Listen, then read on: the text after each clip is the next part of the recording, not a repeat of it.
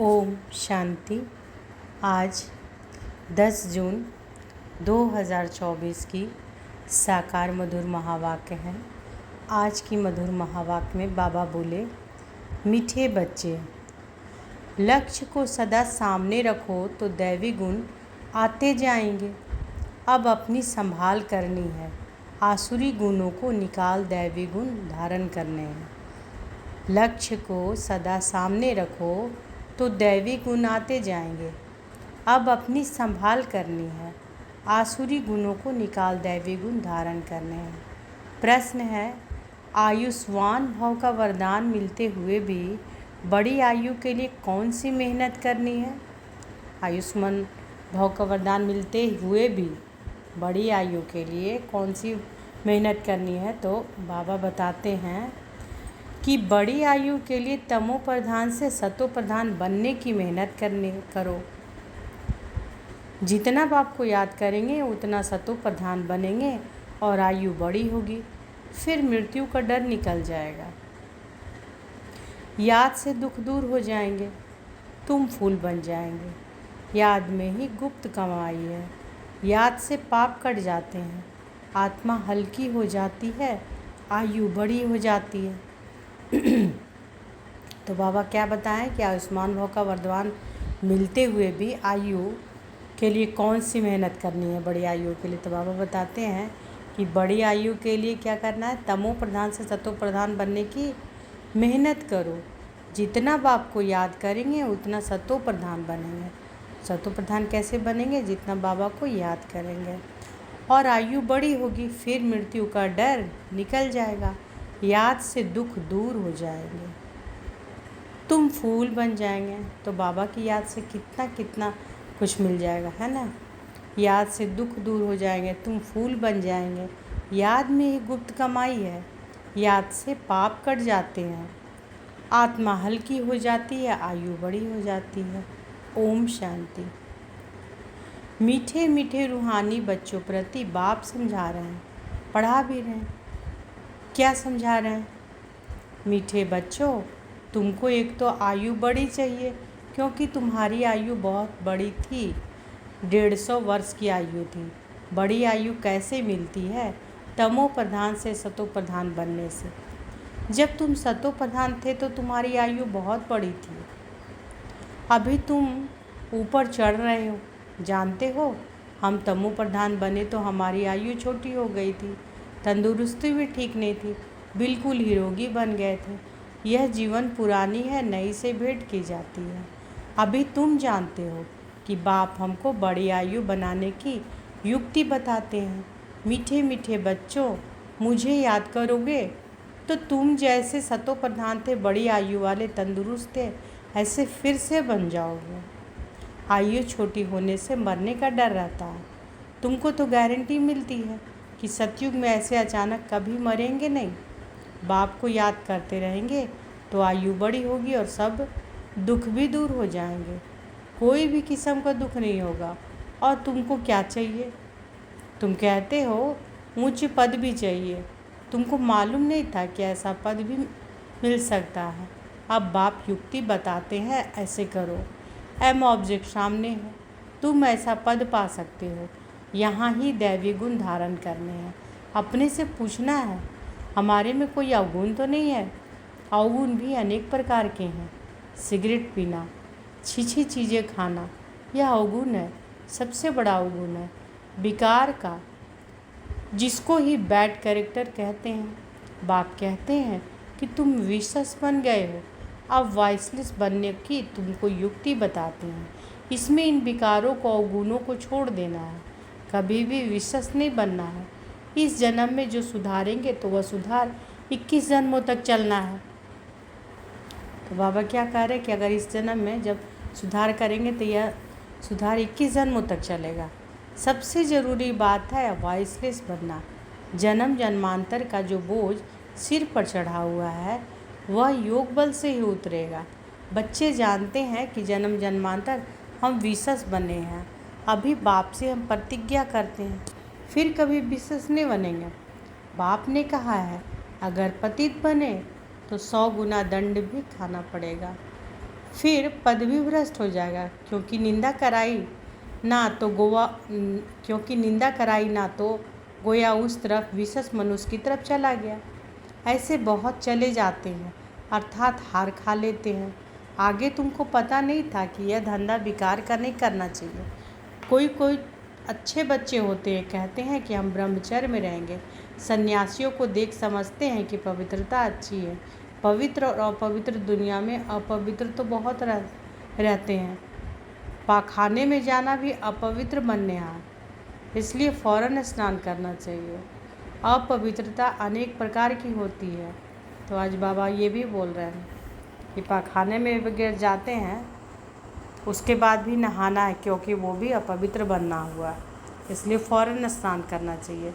अपवित्रता अनेक प्रकार की होती है।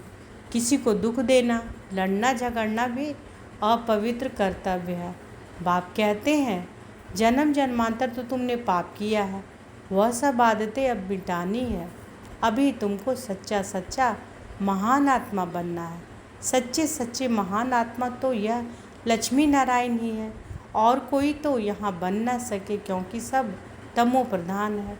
ग्लानि भी बहुत करते हैं ना, उन्हों को पता नहीं पड़ता कि हम क्या करते हैं। एक होते हैं गुप्त पाप, दूसरे प्रत्यक्ष पाप भी होते हैं। यह है ही तमो प्रधान दुनिया। बच्चे जानते हैं कि बाप हमको अभी समझदार बना रहे हैं, इसलिए उनको सब याद करते हैं। सबसे अच्छी समझ तुमको मिलती है कि पावन बनना है, और फिर गुण भी चाहिए। देवताओं के आगे जो तुम महिमा गाते आए हो, अभी ऐसा तुमको बनना है। बाप समझाते हैं, मीठे मीठे बच्चों, तुम कितने मीठे मीठे गुलगुल फूल थे, फिर कांटे बन पड़े हो।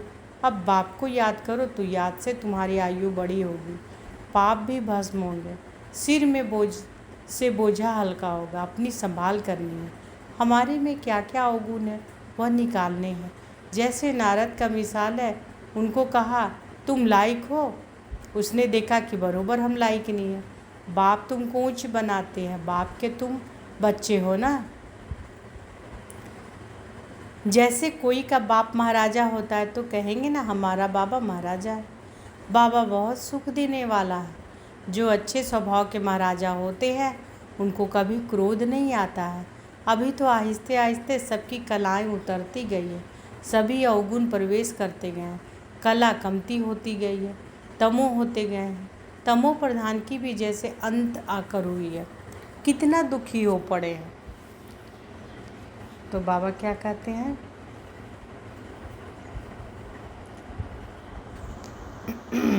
कि बाप के तुम बच्चे हो ना। बाबा कह रहे हैं कि किसके बच्चे हो, बाप के। जैसे कोई का बाप महाराज होता है तो कहेंगे ना कि हमारा बाबा महाराजा है। बाबा बहुत सुख देने वाला है। जो अच्छे स्वभाव के महाराजा होते हैं उनको कभी क्रोध नहीं आता है। अभी तो आहिस्ते आहिस्ते सबकी कलाएं उतरती गई है, सभी अवगुण प्रवेश करते गए, कला कमती होती गई है, तमो होते गए हैं। तमो प्रधान की भी जैसे अंत आकर हुई, कितना दुखी हो पड़े हैं, तुमको कितना सहन करना पड़ता है। अभी अविनाशी सर्जन द्वारा तुम्हारी दवाई हो रही है। अविनाशी सर्जन कौन है, बाबा। तो अविनाशी सर्जन द्वारा तुम्हारी पढ़ाई हो रही है। बाप कहते हैं कि यह 5 विकार तो घड़ी घड़ी तुमको सताएंगे। तुम जितना पुरुषार्थ करेंगे बाप को याद करने का, उतना माया तुमको नीचे गिराने की कोशिश करती है। तुम्हारी अवस्था ऐसी मजबूत होनी चाहिए जो कोई माया का तूफान हिला न सके। रावण कोई और चीज़ नहीं है, वह कोई मनुष्य नहीं है। 5 विकारों रूपी रावण को ही माया कहा जाता है। आसुरी रावण संप्रदाय तुमको पहचानते ही नहीं कि आखिर में यह है कौन। यह बीके क्या समझाते हैं, रियलिटी में कोई नहीं जानते कि यह बीके क्यों कहलाते हैं। ब्रह्मा किसकी संतान है, अभी तुम बच्चे जानते हो कि हमको वापस घर जाना है। यह बाप बैठ तुम बच्चों को शिक्षा देते हैं। आयुष्मान भव, धनवान भव, तुम्हारी सब कामनाएं पूरी करते हैं, वरदान देते हैं। तो बाबा क्या वरदान दे रहे हैं, आयुष्मान भव,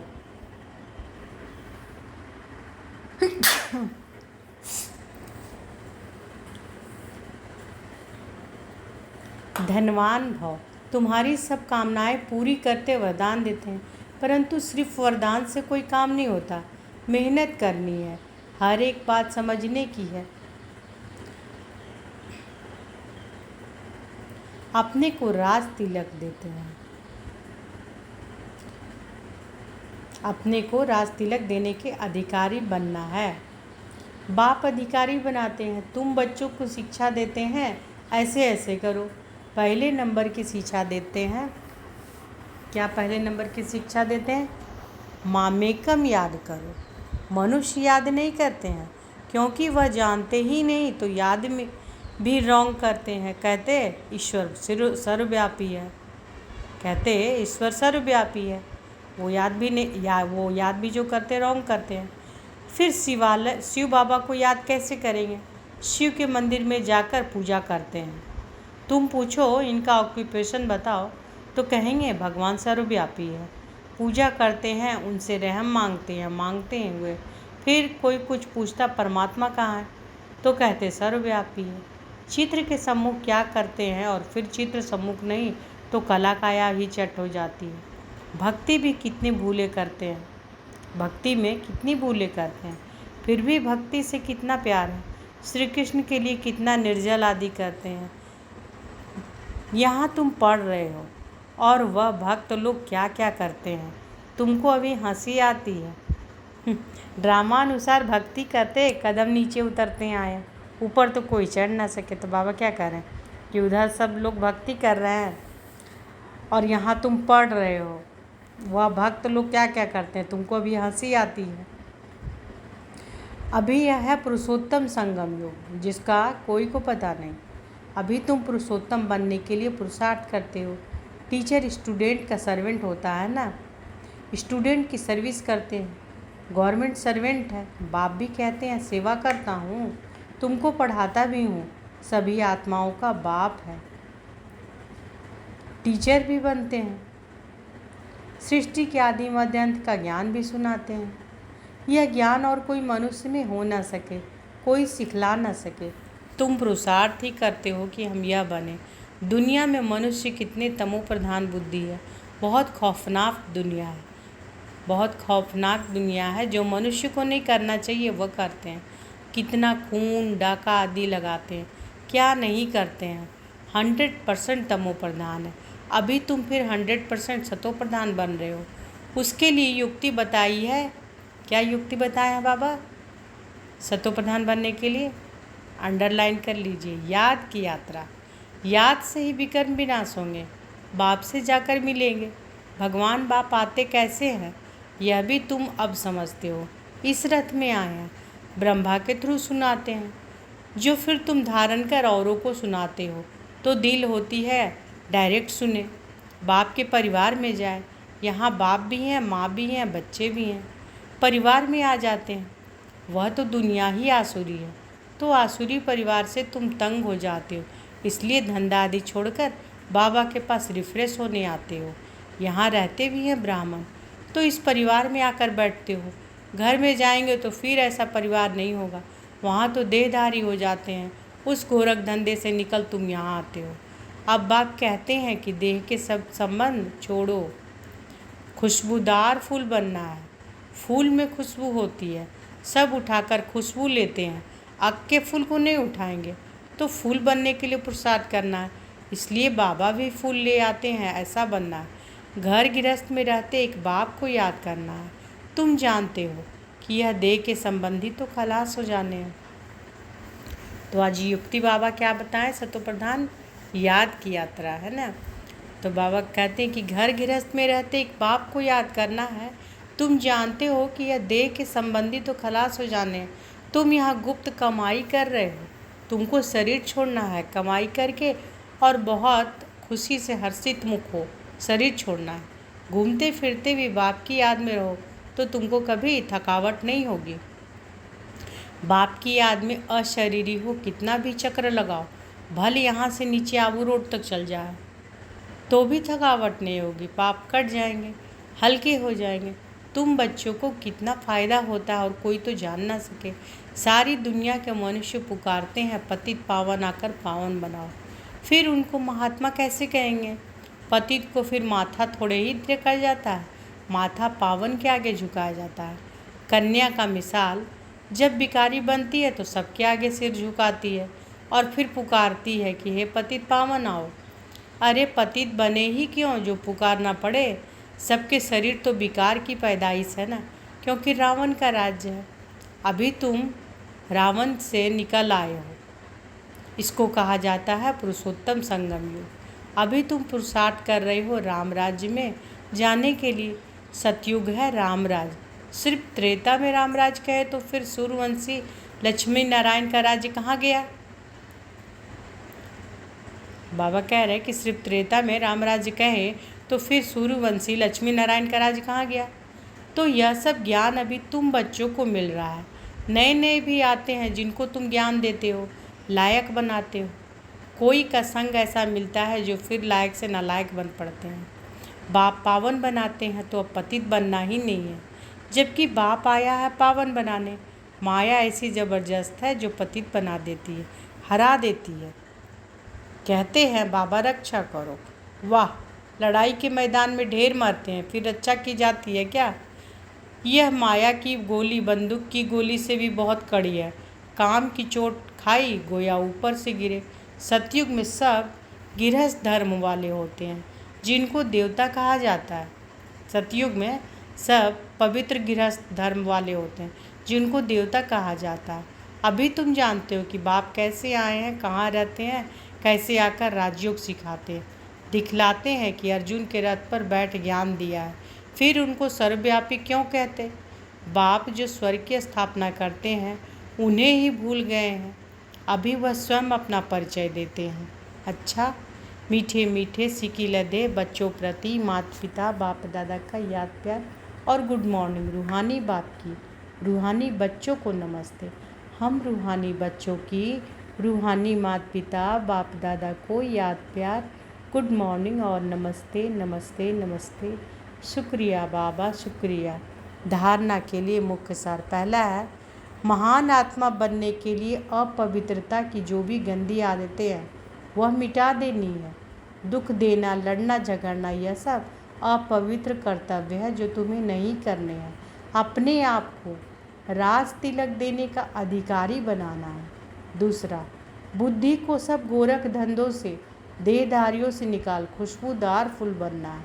बुद्धि को सब गोरख धंधों से, देहधारियों से निकाल खुशबूदार फूल बनना है। गुप्त कमाई जमा करने के लिए चलते फिरते अशरीरी रहने का अभ्यास करना है। गुप्त कमाई जमा करने के लिए चलते फिरते अशरीरी रहने का अभ्यास करना है।